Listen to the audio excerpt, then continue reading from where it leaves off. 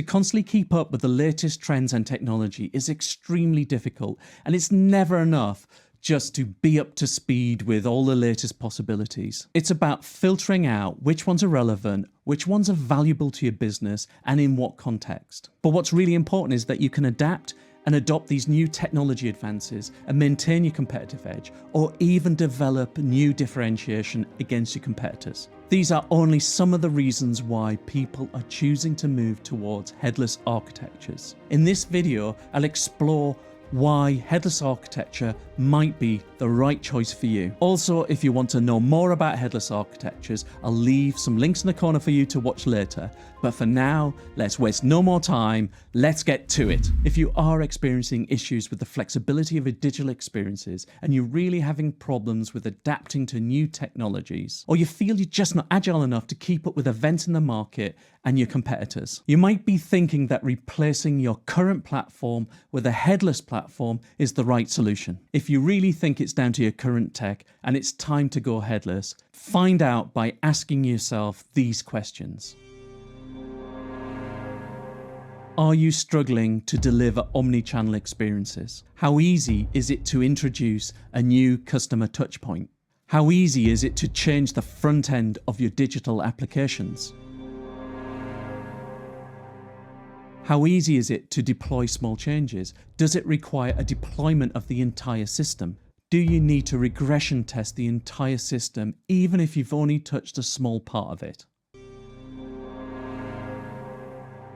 Is it possible to choose your front-end technology, or are you forced to use a specific technology by your back-end vendors? For example, if you want to move to a new front-end JavaScript framework like React or Vue, is it possible? Is it possible to change or swap out pieces of functionality such as the CMS, the search, or personalization? How often are your vendor applications upgraded, and does it require downtime? Is each version backward compatible, or do they require migration projects? Are you behind on versions yet need that new functionality, but it's a struggle because of the planning, the effort, the resources, and the risks involved in moving? Can you scale individual components in your system, or do you need to scale the entire system? If you go down a headless route, it's likely that the answers to these questions are going to be positive. This is because good implementations of headless architecture gives you fantastic omni-channel experiences, as it allows you to create whatever touch points you need for your customers without replicating or rebuilding your backends and creating those silos. And you can build these front ends with your own preferred technology.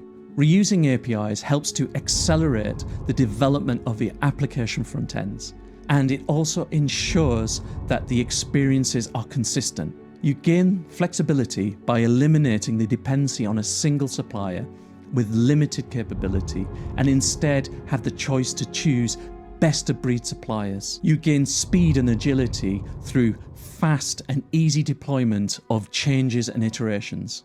You have the benefit of a constant stream of seamless upgrades from each vendor in your headless stack. You can customize every solution to fit each of your unique use cases by choosing the components and the services that you need. Headless architecture gives you the ability to respond quickly to change. It easily adapts to new technologies, helping you to keep up, stay relevant, and differentiate.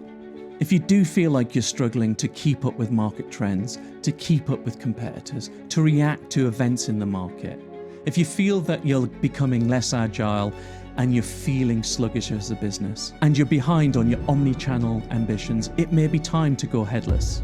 However, replacing your existing architecture for a headless architecture is not a small undertaking. You're going to need some expert technical resources, you're going to need a fair amount of effort, and a lot of planning.